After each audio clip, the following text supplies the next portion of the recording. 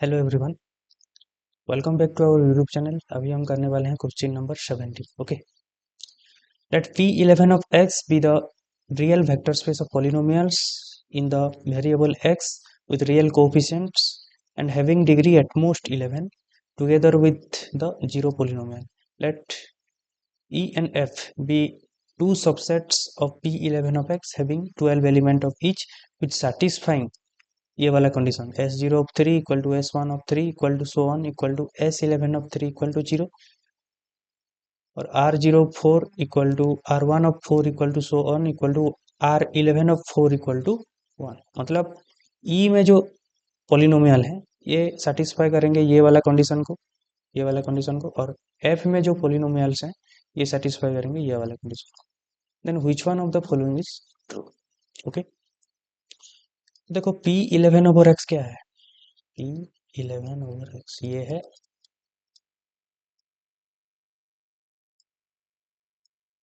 vector space of all polynomial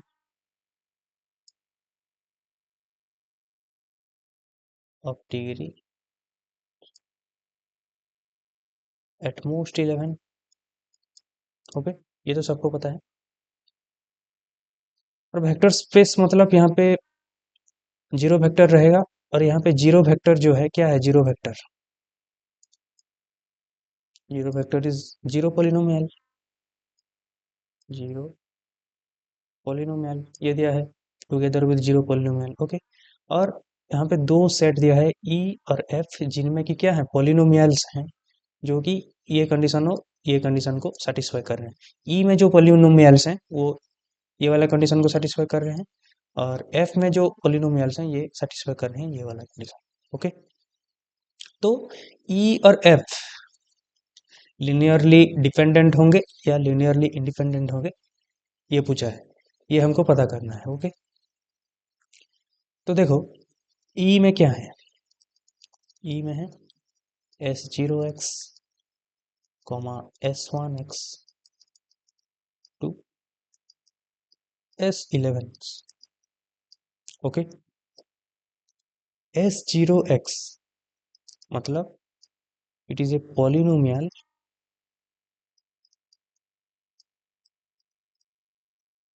पॉलिनो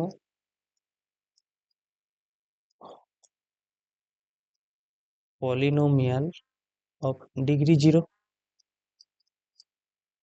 मतलब क्या हो? Constant polynomial.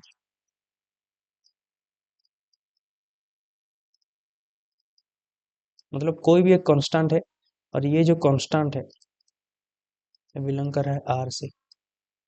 Okay, S0 of x और ये खाली कांस्टेंट नहीं है, कांस्टेंट होने के साथ साथ ये वाला कंडीशन भी सेटिस्फाई कर रहा है। क्या condition? S0 of 3 equal to 0 ये कंडीशन सेटिस्फाई कर रहा है। इसका मतलब S0 of x equal to 0। इसका मतलब क्या हो गया? ये जो कांस्टेंट पॉलिनोमियल है ये 0 है।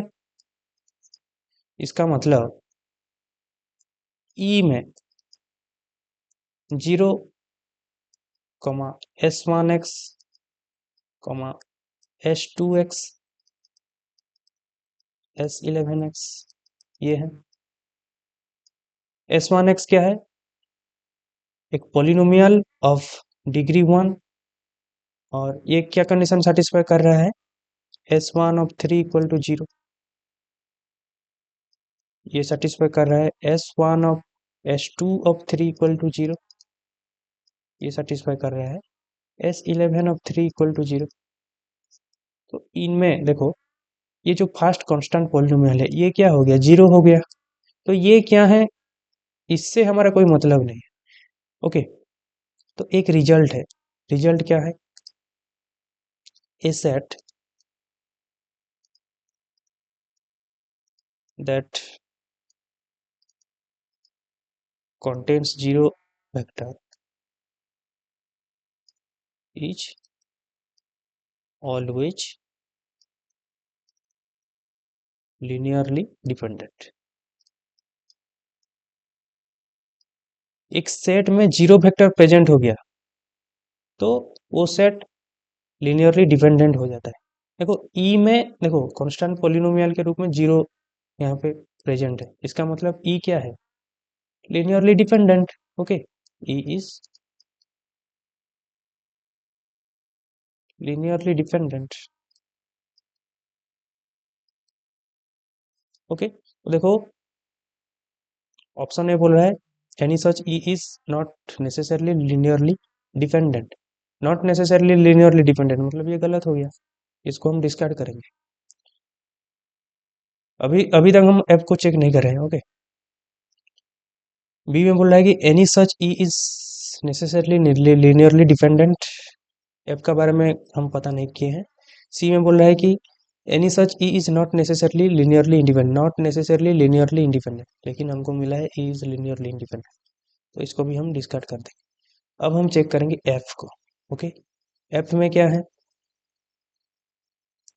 आर जीरो ऑफ एक्स,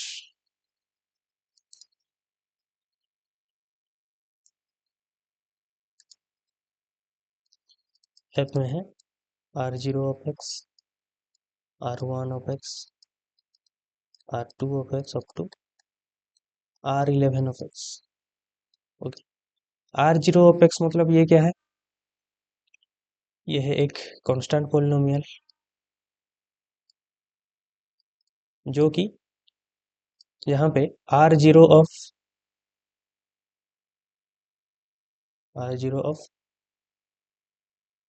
यहाँ पे देखो R zero four equal to one, R one of four equal to one, R zero of four equal to one. Okay, ये क्या है, पोलिनोमियल ऑफ डिग्री वन, जहाँ पे R zero of four, not R zero, R one of four equal to one हो रहा है। ये क्या है, पोलिनोमियल ऑफ डिग्री टू, यहाँ पे R two of four equal to one हो रहा है। ये क्या है, पोलिनोमियल ऑफ डिग्री इलेवन, यहाँ पे R eleven of four equal to one हो रहा है। तो एफ लिनियरली डिपेंडेंट होगा या लिनियरली इंडिपेंडेंट होगा। तो देखो कांस्टेंट पोलिनोमियल जो है वो क्या है, वन है, मतलब आर जीरो ऑफ एक्स क्या हो गया, वन। तो एफ में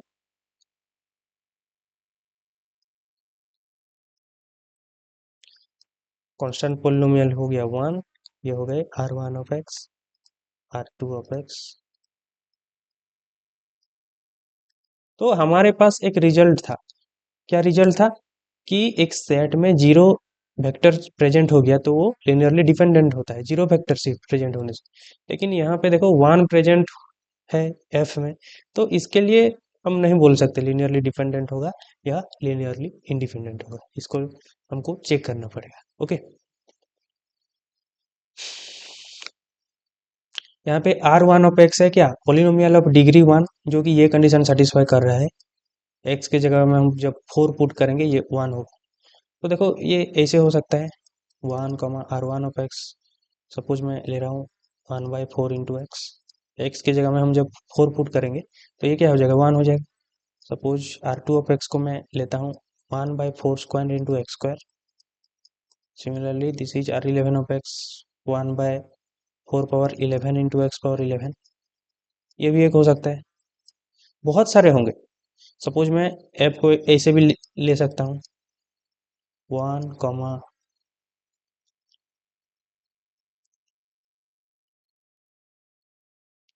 one comma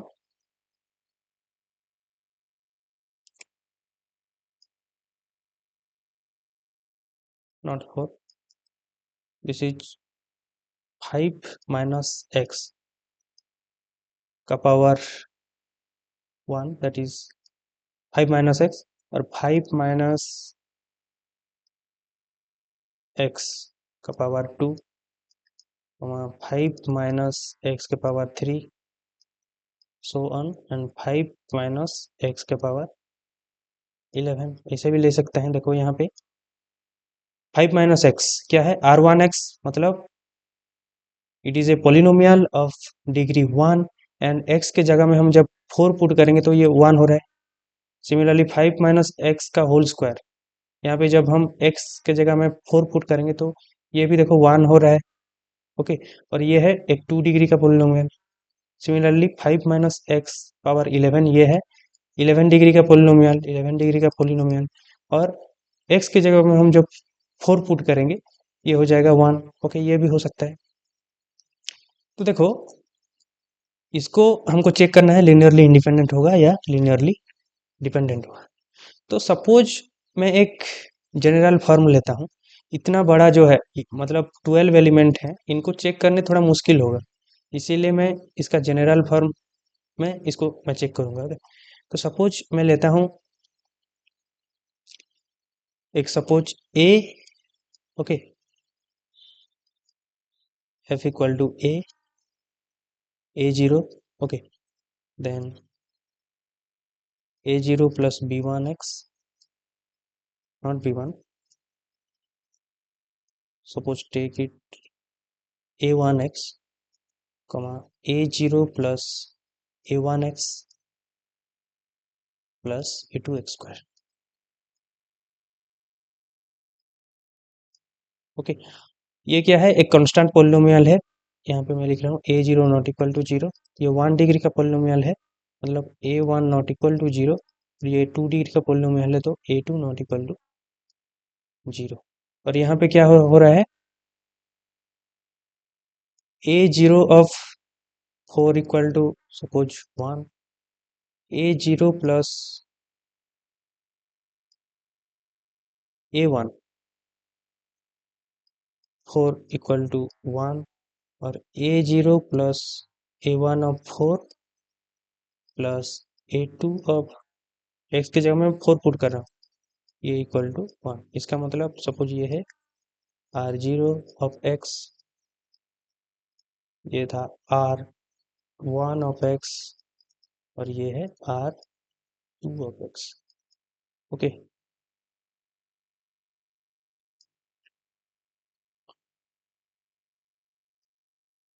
this is r1 of x।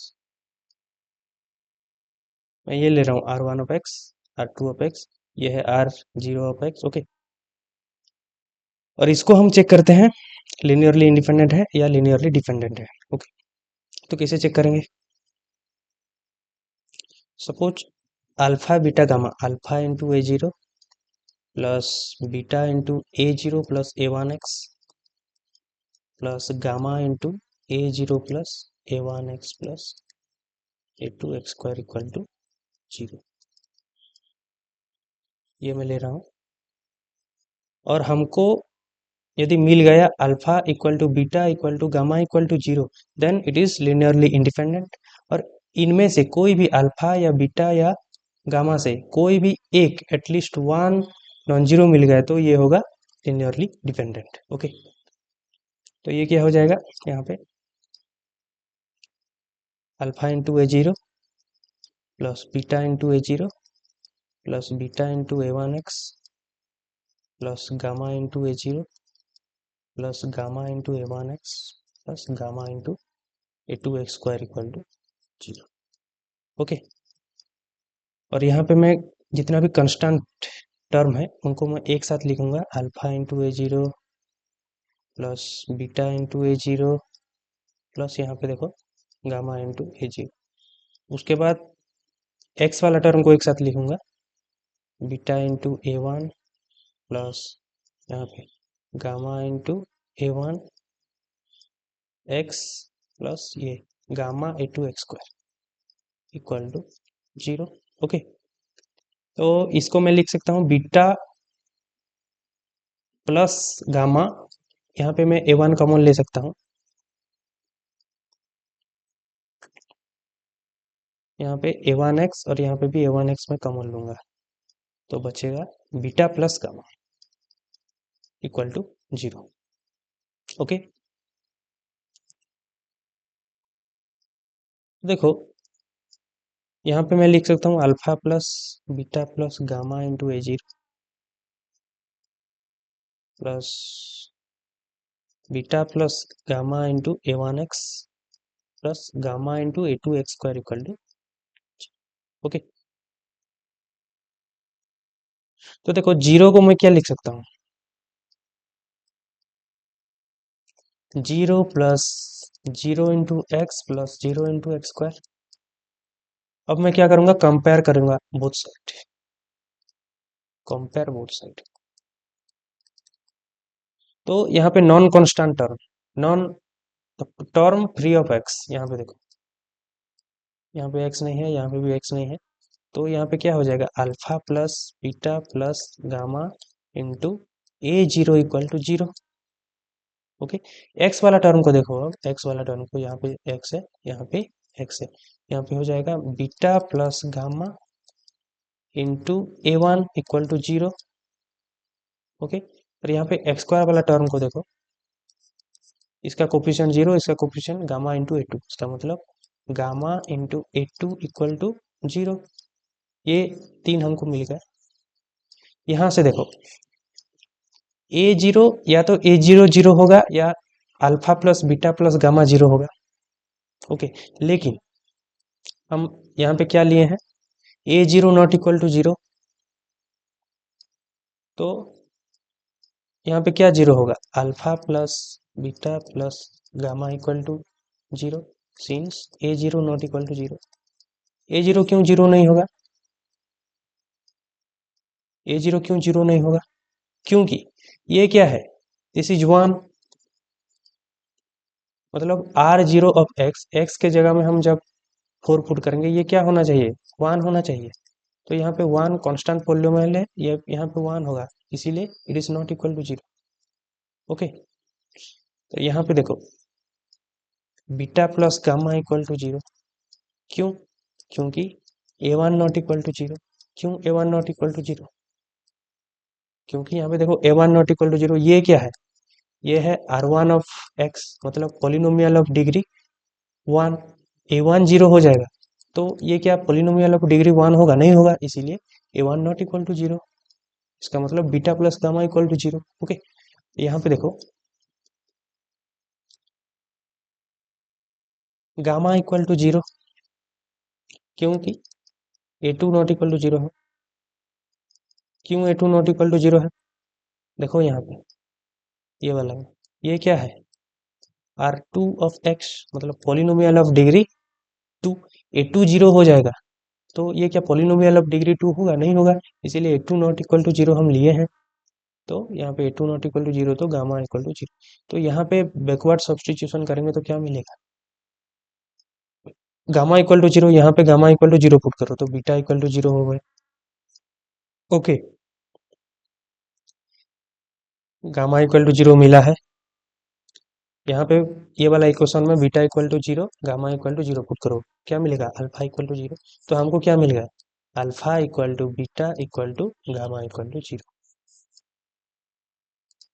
उसका मतलब हम क्या किए थे, यहाँ पे हम किए थे alpha into A not plus beta into A zero plus A one x plus gamma into A zero plus A one x plus A two square equal to zero. हम जब किए, हमको मिला alpha equal to beta equal to gamma equal to zero. इसका मतलब हम जो ये लिए थे, क्या लिए थे, तीन वेक्टर हम लिए थे सपोज एफ में, R R zero x plus, F में हम क्या लिए थे, R zero x plus not plus comma R one x comma R two x, ये लिए थे। ओके, ये क्या हो गए, linearly independent, linearly independent. Okay, समझ में आया। देखो हम तीन वेक्टर लेके किए हैं, यहाँ पे R zero of four equal to one है, यहाँ पे R one of four equal to one है, और यहाँ पे R two of four equal to one है। तीन वेक्टर के लिए क्या हो गया, लीनियरली इंडिपेंडेंट हो गया। तो हम ऐसे हम इसको एक्सटेंड कर सकते हैं। हम अब लेंगे एफ इक्वल टू, क्या लेंगे, R zero of x comma R one of x comma R two of x up to, not up to, एक बढ़ाएंगे हम आर थ्री ऑफ एक्स। हम जब इसको लेके करेंगे तो यहाँ पे भी alpha equal to zero, beta equal to zero, gamma equal to zero, ये आएगा। और एक यहाँ पे चार पोलिनोमियल है, तो यहाँ पे चार, यहाँ पे स्केलर होगा, सपोज इसको हम नाम देंगे suppose phi, A equal to 0 आ जाएगा तो ये लीनियरली इंडिपेंडेंट हो जाएगा, एल आई हो जाएगा। तो हम जब एफ को ऐसे बढ़ाते बढ़ाते r0 r1 up to r11 तक जाएंगे, तो ये भी यहाँ पे कितना स्केलर हो जाएंगे, 11 स्केलर हो जाएंगे, तो ये सब भी 0 होंगे। ओके, तो ये भी हो जाएगा एल आई। इसका मतलब एफ जो है ये एल आई सेट है, लिनियरली इंडिपेंडेंट है। Okay, clear. तो हमको ई मिला था क्या, लिनियरली डिपेंडेंट, ऑफ एफ मिला क्या, लिनियरली इंडिपेंडेंट। तो देखो डी में क्या बोल रहा है, E is necessarily linearly independent and any such F is linearly dependent. ये गलत हो गया, हमको एफ क्या मिला है, एफ जो है ये मिला है लिनियरली इंडिपेंडेंट। इसका मतलब B is the correct answer है। हम देखो ई क्या है, E is linearly dependent but any such F is not linearly independent. तो answer is B, correct answer is option B. Okay,